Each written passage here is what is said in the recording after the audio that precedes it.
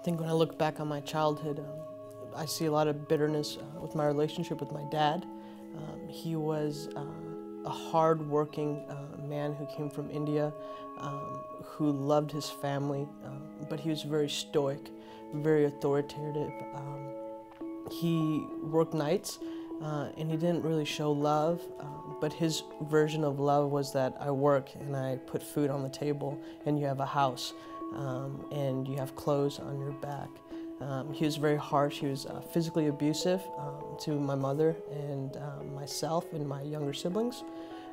And he was caught up in between two cultures, an Indian culture that told him that men were supposed to react and treat their wives and their children in a way, but in America where obviously that wasn't looked well on. As a child, I remember my mom, she's probably the strongest woman I know, the most courageous woman I know. She used to make my dad work nights, so she used to make my brother, my sister, and I, they're twins, sit down every night and pray for my dad, because she really believed in the power of prayer, and she instilled that in all of her kids. And I remember getting to the point around 10 or 11 and saying, this is useless. I'm not praying for a dad that doesn't get it and won't ever get it.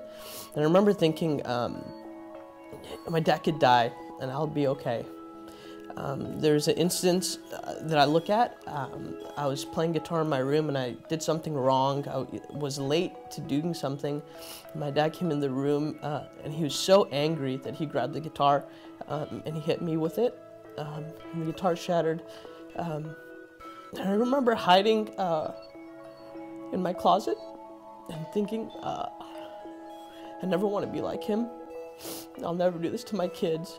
And there was a deep hatred and embitterment that really sprouted up from that moment on, and a rejection of who he was in my life, and stating that I can do this without him. I can process this without him. And I remember I was 19, 18 years old, going off to college and hearing my dad say for the first time that he loved me. And thinking, you gotta be kidding me. 19 years old, I'm going to college and you say you love me. The process of healing, I remember it was clear as day.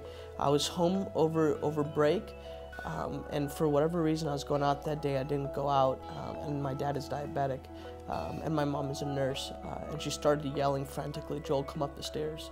And I ran up the stairs and my dad had forgotten to take his insulin. And he was laid out on the couch, stiff as a board, just stiff as a board, his eyes rolled back. And I remember thinking, this can't be happening right now. And we went and I was grabbing sugar, putting it in his mouth, lifting him up. I was young and strong, trying to pull him back up. And just thinking, and God just saying, you love him. This is your dad. And I was just thinking, Daddy, I love you. Dad, I love you. Please don't go.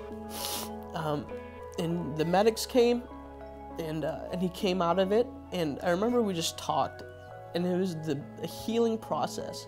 And from that day on, I saw that God had softened his heart to a point of communication. And I saw in my dad a sense of love that I'd never seen before, and a softening that I can only attribute to the hours of prayer that my mom and my brother and sister and I had put in from a young age, and thinking, God, you're true, you're faithful, and I don't doubt you, I trust you, and I trust your leadership. And it's been a process. My brother and sister have gone through the same thing, and they're processing now. But my dad and I, our relationship has healed. There's still bumps along the road, but we're doing well. And I'm excited to see my dad in a different capacity as a grandfather down the road.